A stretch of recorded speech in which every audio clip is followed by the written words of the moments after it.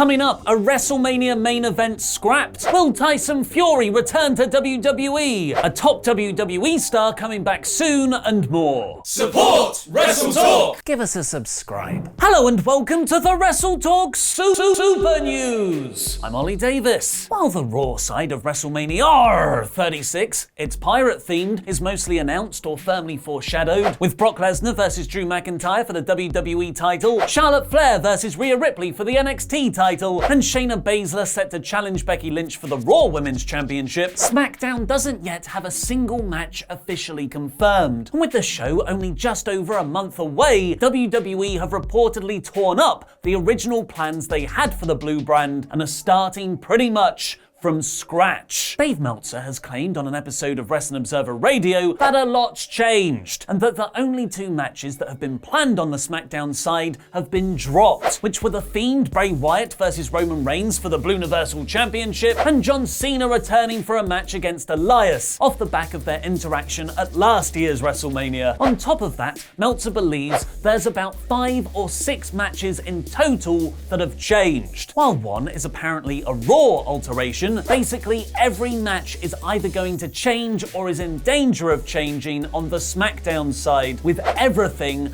up in the air on the blue brand. One of these has already officially been confirmed. Last week, Wrestling Observer Live revealed that Bayley versus Naomi was scheduled for the SmackDown Women's Championship at WrestleMania, but that has now been moved forward to this Thursday's Super Showdown in Saudi Arabia, because women are cool there now. Now, before we get on with the rest of the news, the guys said they wanted to talk to me about something pretty serious, something they say I've been putting off for far too long, and I think I know what they're going to tell me to finally shave.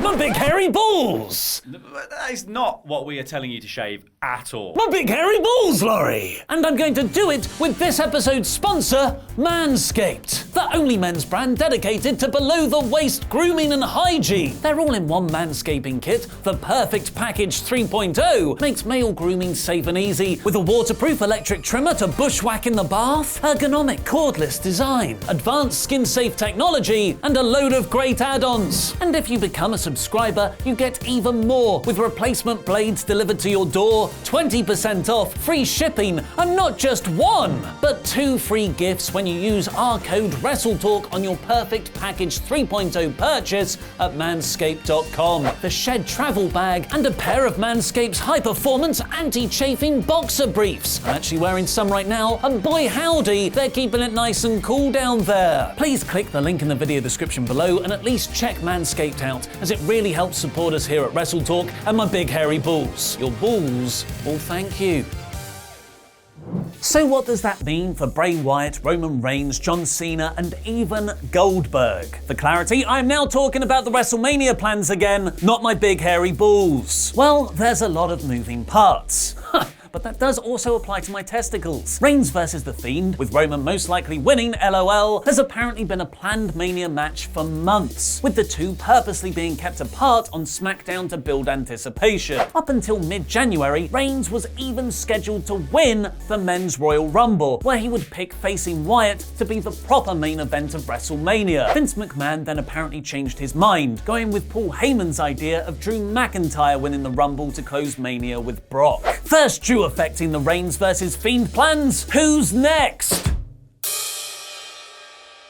On the 7th of February episode of SmackDown, Goldberg returned to WWE in an interview segment where he challenged The Fiend for a Blue Universal title match at Super Showdown. It's the perfect kind of Saudi Arabia match, one I'm weirdly curious to see, but have no idea how they managed to make it any good. But Goldberg's segment popped more than just the Crown Prince, as the SmackDown interview was amongst WWE's highest TV ratings in a long time. Shortly after Goldberg's cameo success, McMahon is now reconsidering his SmackDown plans on the voyage to WrestleMania, and it's worryingly possible we could see Goldberg win the Blue Universal title at Super Showdown, a la him beating Kevin Owens at Fastlane 3 years ago, and go on to defend it against Roman Reigns at WrestleMania. Well, yes, Roman still probably wins, LOL. Whoever Goldberg faces, Brad Shepard claims he's fully expected to be at the biggest show of the year in some capacity. But Goldberg isn't the only WWE legend who's hopping aboard aboard the WrestleMania ship. WWE announced last week that John Cena would be returning on this Friday's episode of SmackDown, smartly just missing Super Showdown the day before, meaning WWE will at least have one wrestler in the States in case there's any travel issues, for the greater good. It was initially reported that Cena would be having a match against Elias at WrestleMania, which many found very underwhelming. But now, with the Fiend vs Reigns match no longer happening, it puts Cena's name in the mix for a top SmackDown match along with Goldberg. In my opinion, the best combination of these four guys is Reigns vs Goldberg in a battle of the spears, and Fiend vs Cena for the Blue Universal title, with Cena going for his record-breaking but not actually record-breaking 17th world title, and the Fiend trying to redeem Bray's first big career loss all the way back at WrestleMania 30 to that same John Cena, from which the Wyatt family never really recovered. Then if Wyatt and Reigns win, along with McIntyre beating Brock, you can tell a passing of the torch story at WrestleMania, with the current generation finally fully overcoming the part-time legends. What do you want to see from SmackDown at WrestleMania? Let me know in the comments, because I'll be replying from out of nowhere! Or perhaps Goldberg isn't in that mix at all, because Matt Riddle is currently trying to start a feud with everybody. Despite being seemingly punished in the Royal Rumble match, where he was quickly eliminated by Baron Corbin and then explicitly told to stop calling out main roster talent without NXT approval, Riddle keeps trash-talking Brock Lesnar and Goldberg whenever he can. Bro. So on the Total Slam podcast, Bill got a shot back in himself, saying, Riddle is like a booger stuck in your nose. He's annoying and won't go away. He has no influence on Goldberg's life. And now Braun Strowman's trying to book himself in a big-time WrestleMania match too. Thanks for your support on Patreon, the British Bulldog, Philip Boy J. Smith Jr. After his warm-up match against Braun Strowman at November's Crown Jewel, it's still real to Saudi, damn it! Tyson Fury beat Deontay Wilder on Saturday to win one of boxing's hundreds of world titles. Now in glass houses, Fury won in spectacular fashion with a TKO in the 7th, prompting many WWE stars to tweet their congratulations, with JBL posting, Fury is about to become the biggest boxing draw since Tyson. Himself wants a money draw at WrestleMania, and Triple H, who was at the fight live, praising amazing boxing performance by Tyson Fury, unreal heart shown by Deontay Wilder. There is now only one. Congratulations to the Gypsy King. Which, just let me run that through our booking translator here, means please come do another wrestling match for WWE, please, please, please. An idea that Strowman took the hot tag for. Hell of a win, Tyson Fury. What you say, wanna try your luck for my Intercontinental Championship? Loads of question marks. Hashtag let's run it back. Hashtag give the world what they want. Hashtag real heavyweights. This could support a WrestleVotes report from mid-January, where McMahon was putting off making any plans for Fury until the result of his Wilder rematch. Lots of speculation regarding Tyson Fury and WrestleMania. Source said his fight at MGM Grand vs Deontay Wilder on February 22nd is crucial to him appearing in Tampa. If Wilder wins, Vince isn't throwing money at a guy who just lost on pay-per-view, so to a degree, the ball is in Fury's court, which Triple H followed up on in an interview saying, I think the door's open on our side, and the door's open on his side, but it needs to be right for everybody. Elsewhere on the WrestleMania card, Meltzer has said there are currently no plans to include one of the hottest stars in the company, our big boy Keith Lee, following his star turns at Survivor Series and the Royal Rumble, and that Daniel Bryan and Seth Rollins are still question marks for the show, with potential opponents for Rollins being either a singles match against Kevin Owens or a tag team bout with the rest of his disciples. Heyman instead appears to have plans for Seth post-WrestleMania. That's like long-term booking, with WrestlingNews.co claiming Rollins is one of McIntyre's first feuds for the WWE title after beating Brock. And there's potentially yet another name to throw in the SmackDown mix returning soon. PW Insider has reported Jeff Hardy was backstage at last Friday's SmackDown and is also scheduled to be at this Friday's post-Saudi episode 2, noting it appears that Hardy will be on the blue brand moving forward. Hardy hasn't been on TV since the 30th of April last year, WrestleMania, being written off TV by a Lars Sullivan beatdown because of a leg injury. On top of that, Hardy was arrested in both July and October for public intoxication and DWI respectively, and he has a court date set for the latter on April 6th. It was previously thought Hardy would be kept off TV until those legal matters had been resolved, but these latest reports imply they're preparing for him to return in WrestleMania season. His brother, meanwhile, is being a lot more open about where he'll possibly show up in the next few weeks. Matt's WWE contract expires on the 1st of March, meaning he can appear for other wrestling promotions right away. 90-day non-compete clauses only apply for those who have been released. Now Matt has been written off TV